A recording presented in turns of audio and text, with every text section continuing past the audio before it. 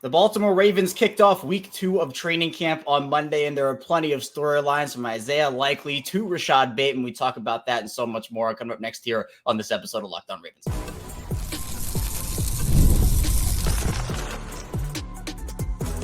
You are Locked On Ravens, your daily Baltimore Ravens podcast. Part of the Locked On Podcast Network, your team every day. Welcome into another edition of Locked On Ravens. We are your daily Baltimore Ravens podcast, and I'm your host, Kevin Oestreicher of Ravens Wire, here with you on the Locked On Podcast Network, your team every single day. Thank you so much for being here and making Locked On Ravens a part of your day and your first listen each and every single day, wherever and available, of course, on all podcasting platforms. So in audio form, anywhere you get your shows, we have you in audio form and also in video form on YouTube. You can like and subscribe to the channel. Today's episode of Locked On Ravens is brought to you by FanDuel. Make every moment more as playoffs wind down. The sport stops sportsing like we want them to with this summer. FanDuel's hooking up all customers with a booster or bonus daily. That's right. There's something for everyone every day, all summer long. Visit FanDuel.com to get started. Week 2 of training camp for the Ravens officially kicked off on Monday, and we got plenty of storylines to talk about. And I'm excited to welcome on a first-time guest to the show today, Melissa Kim, who is a veteran in covering the Ravens, and she now 105.7 WUSA 9. I know, Melissa, it's exciting to have football back. I know full swing of training camp now was a long off season, but now just in the swing of things, it just feels right. It really does. And I mean, especially with the dog days of summer, I mean, it was so hot out there today. So we definitely feel the absolute peak of training camp, even though it's only week 2, right? Yeah, it's exciting too. And I know the Ravens got a little more of an early start because they're kicking off the NFL season against the Chiefs in week 1. So we got the treat of having everybody report, and the pads have been on now for a few days. But I want to start general with you, and then I'd love to expand just into more specific players. But we're a week in. His training camp, outside of obviously what happened with Lamar, I don't know if anybody was expecting that, but has it been pretty part of the course for you, guys stepping up when they need it, and the defense really taking a lot of these training camp practice from the offense, it feels like? Yeah, no, for sure. I think the defense has been a standout, and they really picked up where they left off last season. Obviously, one of the, if not the best defense in the league last year. And we're seeing so many glimpses of that. I think so many people were worried given they gave away so many guys. So many guys left. Patrick Queen obviously being a big one on that Ravens linebacker core. But it seems like Trenton Simpson spent a season learning underneath him and playing next to Roquan Smith. He seems to be picking up right away. We're seeing some standouts. Obviously, Marlon Humphrey. Here's the thing: is like Marlon Humphrey, I know is right away from day one. He had a little like extra pep in his step. You could tell he was really excited to be back. He talked about that with us last week a little bit about how last year was such a challenge for him. So I've been keeping an eye on a close eye on the guys that are coming back from injury. Rashod Bateman, who I'm sure we'll talk about momentarily. But it seems like they've picked up pretty much right where they left off. And I'm glad you mentioned Marlon, because he's a guy that I think everybody had their eye on entering training camp anyway. I know there was a bit of injury mystery with him throughout OTAs and minicamp and just what his status was. But as you kind of alluded to, it feels like one of the big storylines coming out of camp so far, Melissa, is the fact that Marlon has looked good. He talked about his body transformation and him dropping some weight and feeling good again. And I think the conversation around him, particularly last season, was a little unfair to him. I think he was dealing with injuries for most of the season. We know that.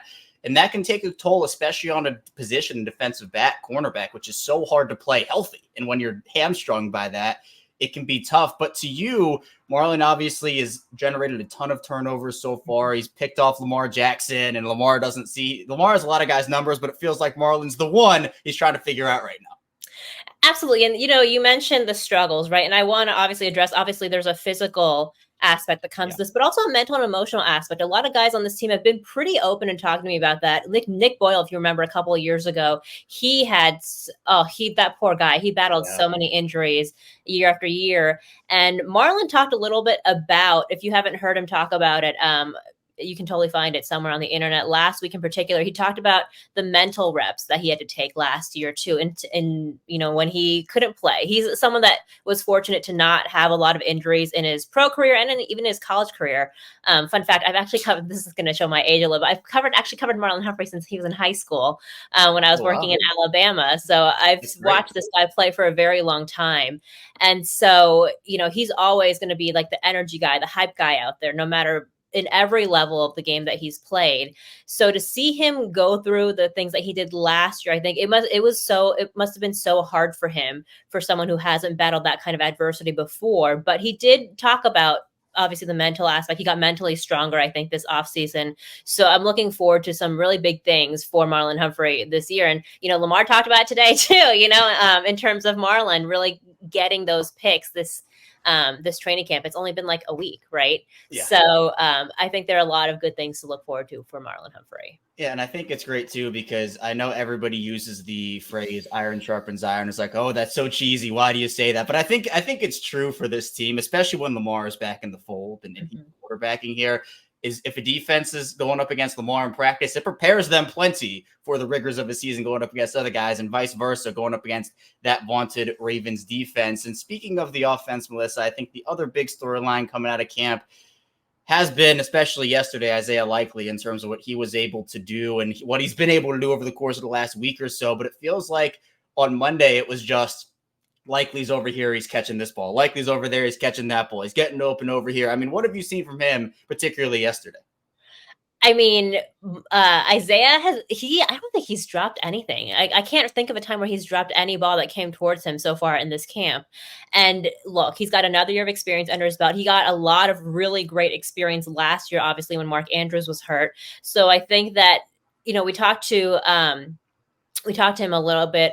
We talked to him last week, actually.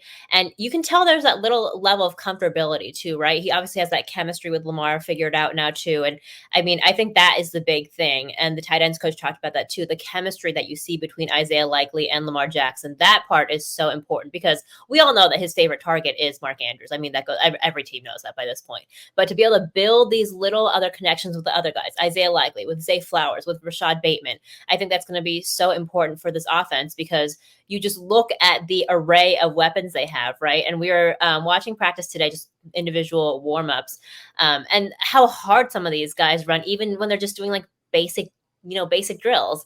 Mark Andrews and Isaiah Likely definitely stand out in that bunch when you look at the effort involved, right? And like, those are the guys you're not going to get 110% from them every single time. And Lamar knows that. He's very well aware of that.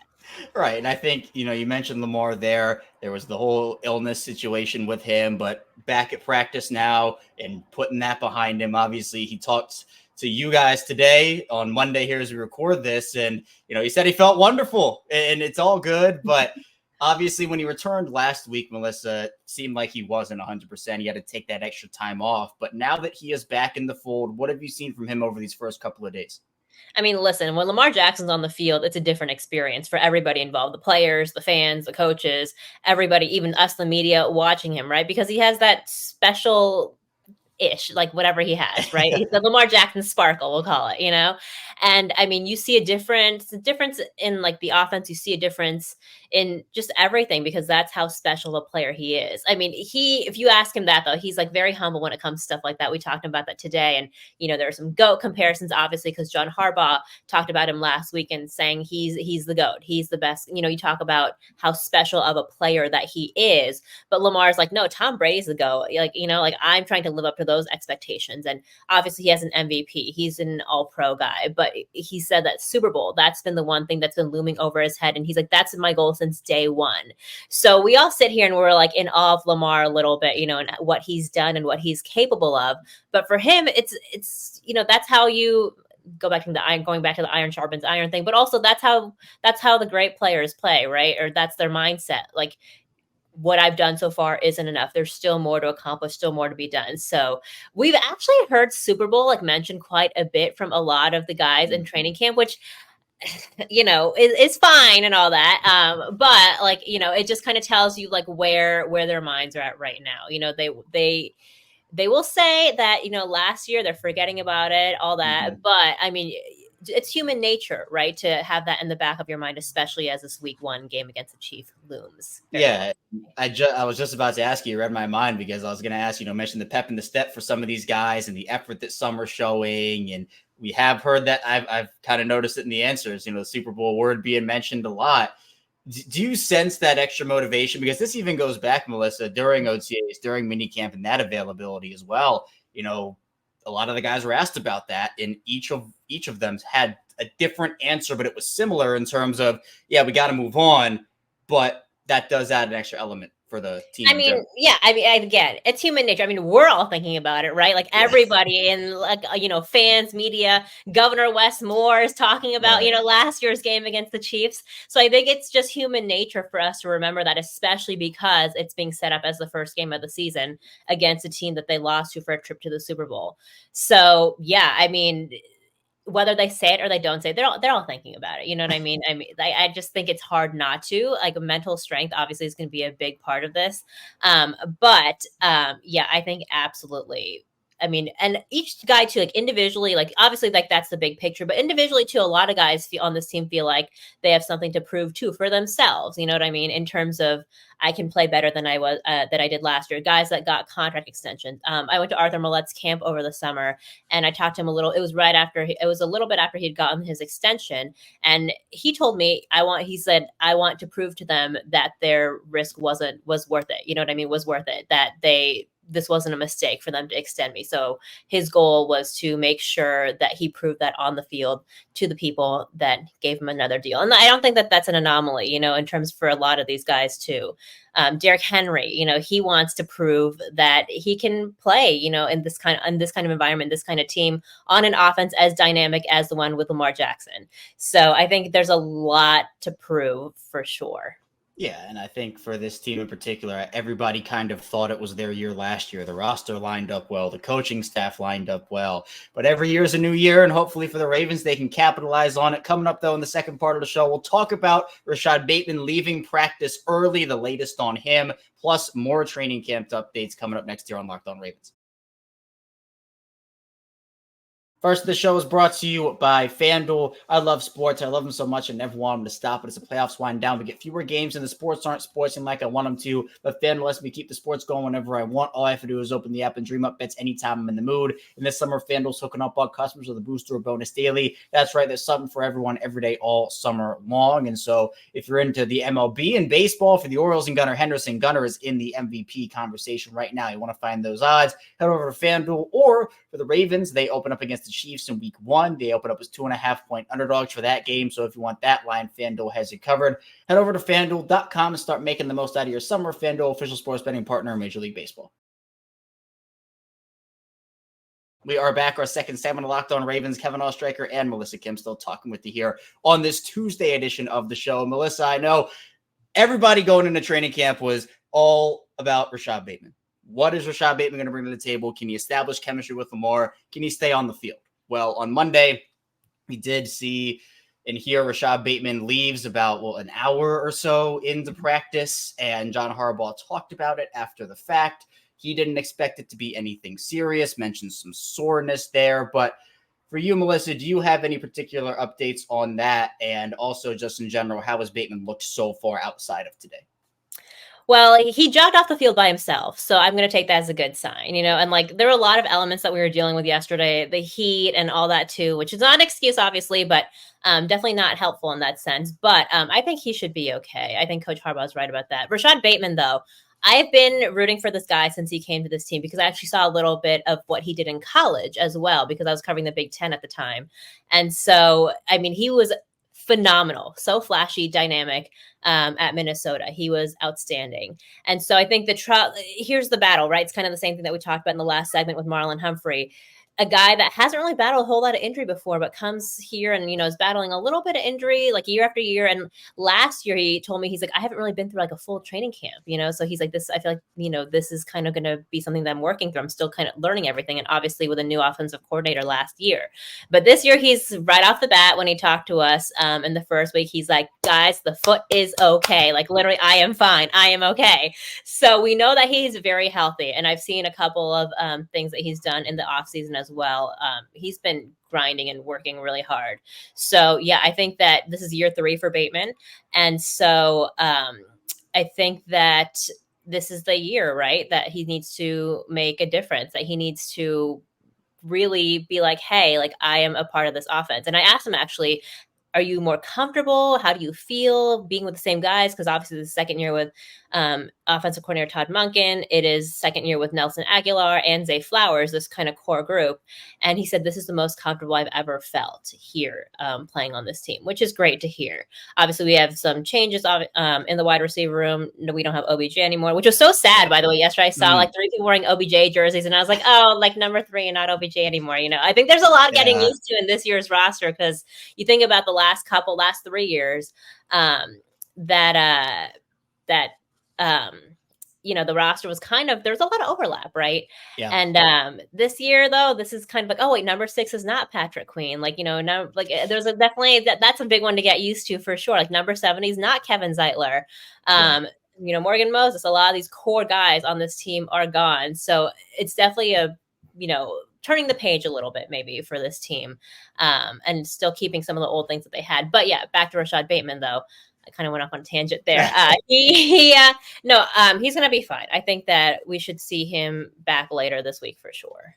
And the thing with Odell too, Melissa, is he is not just a football celebrity. He is a celebrity. Like he has, I don't know how many Instagram followers he has, but it's up there in the tens of millions and what. Yeah. So he is a certified celebrity. And for the Ravens, obviously Lamar is a celebrity in his own right. And they've had guys like that come through their doors.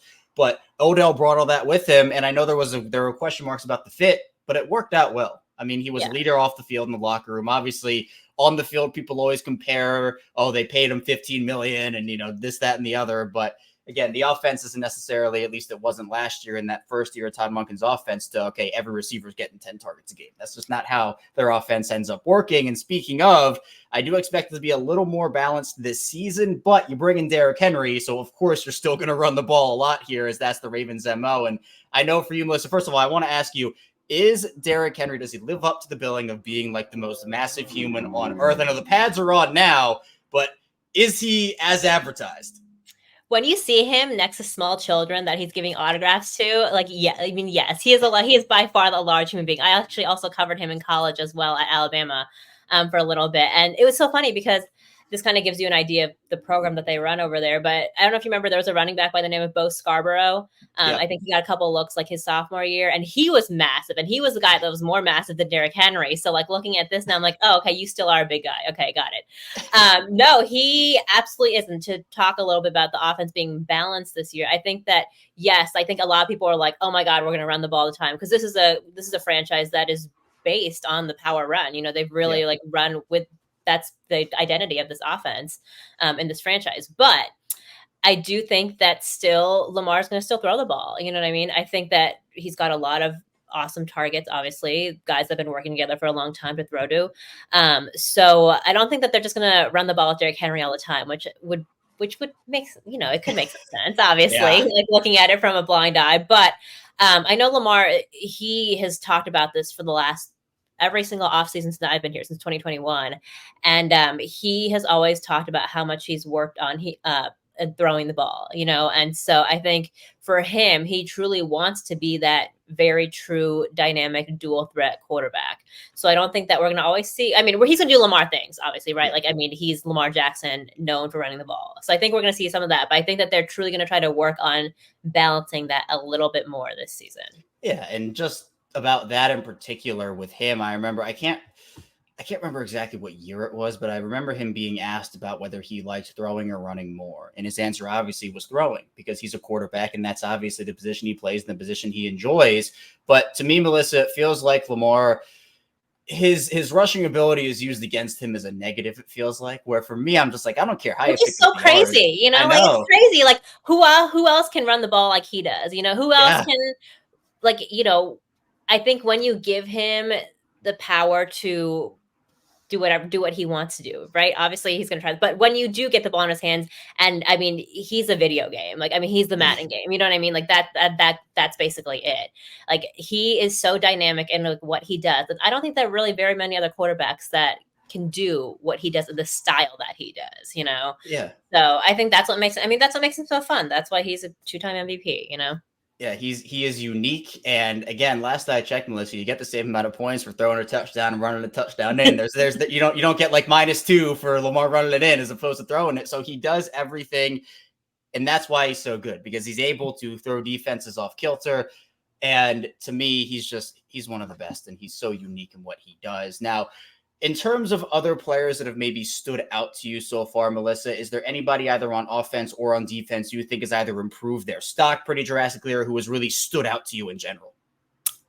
We already mentioned Marlon Humphrey, obviously. Yeah. Kyle Hamilton, I think, as well. He's gotten a couple of interceptions too. He's always going to be, at the top of my list when it comes to who stands out on this defense because of what he can do and just how smart and how intelligent he is, when he's looking at the game. And he's so versatile, right? I mean, It's like he's almost like a linebacker, but then also kind of like a safety, and he can really play any position in the secondary almost at this point.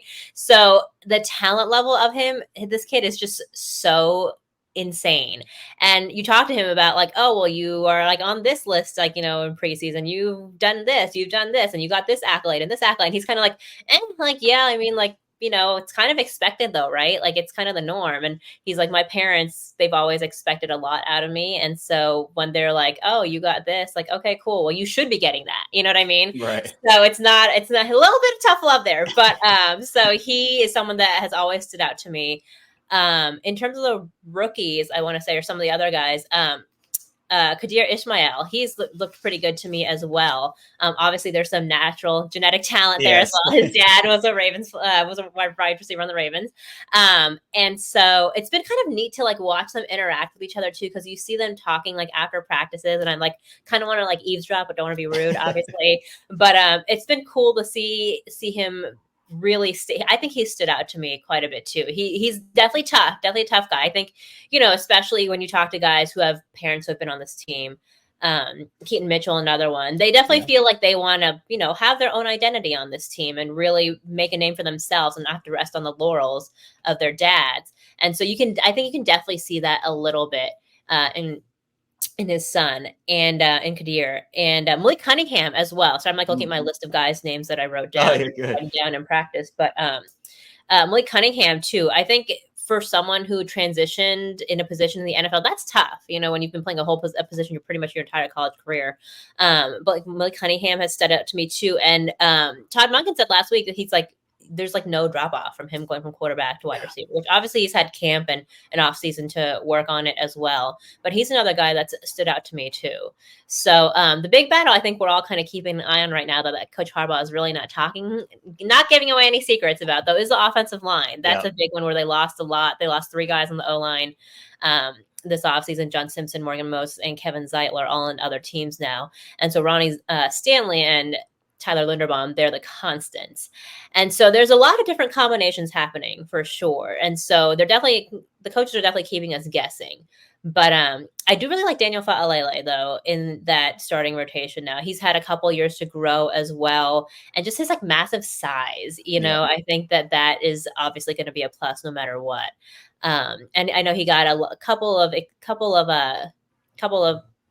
runs last year too, from Morgan Moses and in various other positions too. So, and McCary's been in there. Obviously, he's the unicorn of this O-line, but definitely looking at the O-line as well. A lot of those guys. Yeah, well, we're spending the third segment talking about the offensive line. So Melissa hit the nail right on the head here. No, it's perfect. It was a perfect transition in. So coming up in the final part of the show, we will talk about the offensive line, talk more about Daniel Fa'alele, Andrew Voorhees, what's going on with Ben Cleveland, a lot more coming up next here on this edition of Locked On Ravens.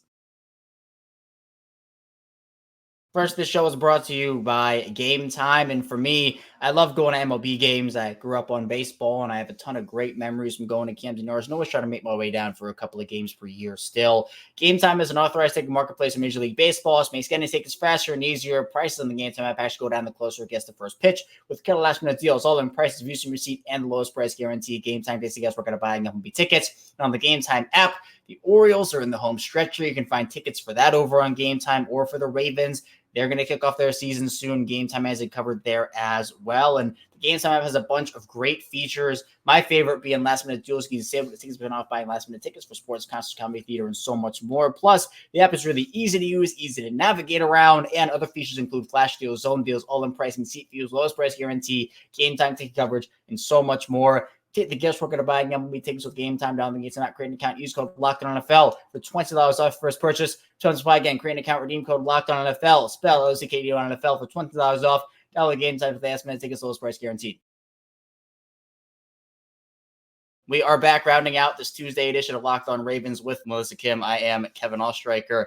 And Melissa, as you kind of alluded to in the second segment there before we wrap that up, Daniel Falele has been getting that look at right guard. And I think, it wasn't on my bingo card entering training camp, but certainly he was getting the reps and kind of learning that position throughout the earlier portion of the offseason. But it feels like this is a realistic thing that could potentially happen. Still a long way to go before now and the start of the season between. But do you feel like Falele has the inside track to that job, or do you feel like they're just seeing what they have and they might give another guy another chance maybe in a couple of weeks? Look, when we think about, I look at last year, right? When we were looking at the left guard battle, that was a position that was kind of up for grabs. And John Simpson was named the starter before the the third preseason game in Tampa. And so I think it's going to be some time before we actually get to see who the starters are. But I think Falele's got a good shot at that. I think he's been in, like I said, they've been trying like a bazillion different combinations. So I think they're trying to figure out what fits. I do like Andrew Voorhees as well too. He's kind of stood out to me a little bit, but I think that they have a lot of options right now. So I think that is kind of one of the big pieces there. But obviously, Tyler Linderbaum is going to be the leader of this group no matter what, which is, crazy for the fact that he's only in his third year. And he's already taking that role. A lot of the older guys have always said, Kevin Zeitler always told me, he was like, no, that guy is special. He's like, he has some inherent talents that no other offensive lineman has, like no other center has ever had before that I've seen. And Zeitler's been around for a while. Yeah. So I think that definitely having him as a constant, Linderbaum as a constant is going to be helpful for this O-line no matter what they choose. Oh yeah, I 100% agree. And I think it is to me a little funny to think about if Roger Rosengarten does end up winning that right tackle spot, I know people are saying, oh, he's undersized and his frame is a little smaller and this, that, and the other. And then Linderbaum, who is a little undersized himself, and then just having this massive human, Daniel Falele, in the middle of those two guys. The production I think will be fine, but I just think how it looks, I can't wait because we saw, I think, exactly. It's just like a huge tree in the middle of like two smaller trees. It's like that to me would be great. And we saw the video I think the Ravens put out, just like a drill of them running today on the offensive line. It was McCary, Falele, and Linderbaum, and then Falele just stands out the way he does. But I do know with McCary, I think everybody kind of views him. He's a great player, but is that guy that can plug in anywhere on the offensive line. So a lot of people assume Melissa is going to be Roger Rosengarten at that tackle spot. Have you seen anything out of him so far in training camp? And do you ultimately think that it will be his job in week one? I haven't seen anything from him in particular, I would say. I think he's kind of been a constant with the other guys. The guys that I've been noticing the most are the two that I mentioned. But I think that, I wouldn't be surprised given like the combinations that they've been trying. So I think that remains to be seen. Not to sound like coach, but I think that they're trying out everything right now. So Jody's keeping everybody kind of on the different combinations on the same line. So right. So I think that we'll see about Roger, but yeah, it makes sense. And I know the other player you didn't mention was Andrew Voorhees and how he has kind of stood out so far to you. Obviously, the Ravens, Eric DeCosta pulled off that shrewd move to move back into the draft last year and take him. He was going to be, Melissa, like a third, fourth round pick before the injury. And I know that even reports coming out of the draft last season were like the Ravens view this guy as their starter next year. So they already knew that they had somebody they could trust and they felt confident in. But now that he's back from the injury, he's getting run with the ones. Has he been everything that the team has hoped for so far?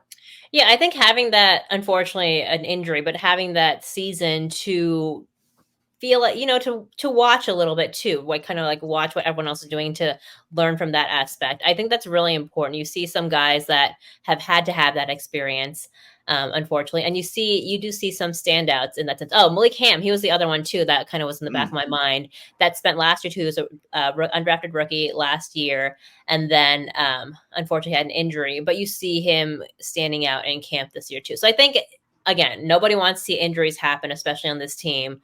But at the same time, there is some value in getting to, have that experience of kind of learning from behind the scenes, so to speak. Yeah, and it's almost, and having vets in that locker room last year, like Kevin Zeitler and Morgan Moses, who you talked about, and Ronnie Stanley, obviously, who certainly has his NFL experience too. That I'm sure that helped him just kind of understand the game and just watching guys. But I also think too, Melissa, entering training camp or even entering after the draft, Ben Cleveland's name was penciled in at that right guard spot initially. And then obviously Falele's kind of come in here and took it over at this point. And I know based off of what you said, Cleveland hasn't necessarily been somebody that, was running with the ones. Obviously, it's Falele right now. But to you, is there anything in particular that's going on with, because the question everybody's asking right now is what is happening? What is happening with Ben Cleveland right now? So with what you've seen and what you're gathering, I'll just ask you, what's going on with him? Yeah, he is the big mystery. He's definitely been a topic of conversation quite a bit amongst the media corps too, because he was draft pick. He's been around for a couple of seasons now. He knows this line. Again, another massive human being. I feel like he's gotten, I don't know, from my blind eye, just from looking at him, I feel like he's slimmed down a little bit this year. I will have to ask him in real life. He has, at least it looks like it. Yeah, he is the big mystery, because we saw him play minimal snaps last season, and the year before that too. And so it's kind of like, what is your role here? So I think that is a question too that perhaps we'll see answered maybe in this training camp, maybe in this preseason as well, seeing the reps that he gets, who he gets them with, where he's plugged in. So yes, he is a question mark for sure, in terms of where he fits in this big picture of this offensive line. Yeah, and I think too, when he was penciled into that right guard spot, I feel like a lot of people were like, oh, this could be like the contract year that Ben Powers had maybe. And Powers obviously played really well at left guard after earning that job a couple years ago, earned a huge payday. But I don't know, there really hasn't been a lot of buzz, and it's just that if we don't really know what's going on with him. But Ronnie Stanley, Melissa, also is somebody that has those question marks around him just in terms of how he's feeling, and he has certainly made it clear that he's feeling great. I think he mentioned he hasn't been feeling this good since 2020. So obviously pads just came on a couple days ago, and with the offensive line, that's the key position group with the pads where you start to be able to see what they can do. But in your estimation, does he look fluid out there? Is he moving well? And how are you feeling about Ronnie Stanley at this moment? Yeah, he looks good, I think. He kind of said that last year too, not going to lie. I remember in preseason that he's the best he's felt in quite some time. So hopefully he just stays healthy. I think staying healthy is the big thing for him, because obviously he's battled some injuries in the last couple of years. And so that, I think, is going to be the biggest, I don't want to call it a hurdle, but the biggest thing on my radar for Ronnie Stanley is, can he stay healthy? Will he stay healthy? So I think if he does, then we'll be okay. Then the O-line will be okay. But again, just everybody for that matter has got to stay healthy. But yeah, especially Ronnie Stanley. Yeah, and I think he did look better when they did implement the rotation. He was just able to take some drives off, take some snaps off. And I know it was a very unconventional. I mean, I've never really seen a team do that, especially last season. Yeah, when they were switching out the tackles. Yeah, I was kind of like, huh. But I think I got them some really good experience. I remember talking to Fa'alele and Morgan Moses about that. And Morgan was like, look, we're old. He's like, not that we don't want to play. He's like, we're kind of the older guys. He's like, so if there's the ability to do that, then we absolutely will. But yeah, that's something I haven't seen since like high school football, really. So I think it's good that they had the options, that they had the depth on the O-line to be able to do something like that, because those reps are obviously important for guys like Fa'alele and, whoever else was getting reps. So, yeah, hopefully they won't have to do that this year. But yeah, healthy Ronnie Stanley is really important to this O-line. And I think people do forget as well that obviously I think a lot of people just attributed it last year and some of the struggles he had. Oh, it's just the ankle. But he had a knee injury. I think it was week 1, I think, against Houston when he suffered that injury, had to miss a couple games. And I think that kind of stuck with him for the majority of the season as well. So again, just him having another clean slate and hopefully being able to stay healthy is a really big part of the equation here. But I did ask you at the end of the second segment, Melissa, anybody that's been impressing you. I'll flip that question around to you and ask, is there anybody, maybe it is a Ben Cleveland or maybe it's another couple players that you maybe thought you would see more out of to this point, or you would like to see more out of? Is there anybody that falls into that category for you? It's only been a week, but I mean, I think so far I think we just want to see more out of the, I think the rookies, maybe seeing some more out of them. We've seen a lot of Nate Wiggins, seen a lot of the undrafted guys. But I think that so far everybody has lived up to expectation or exceeded expectations so far. I don't think we've seen too many disappointments so far in training camp from this team, because obviously there's a lot of guys on this team who are trying to earn a spot on this roster too, once those cuts start coming in. So I definitely so far so good in terms of that. Yeah, and again, you're right. It is early. So if you had mentioned somebody, it would have been like, oh, this is like a massive thing that's going on right now. Like only a weekend, we're already talking about it. So luckily, there's nobody in that it's realm. A good thing. It's a good thing they don't have anybody to name there. So. Exactly. But moving forward, I guess, is there anything in particular you want to see? You mentioned some positional battles you were watching. Are there any others that maybe over the next week, 2 weeks before we get into the preseason, you really want to see take shape? Maybe a little bit more in the secondary too, because they have so much depth right now at that position. And if you think about not last year, but the year before that, I want to say that was a position that everyone's kind of like, last year, actually, I was looking at outside corner, right? And then everybody proved me wrong, which is a great place to be in.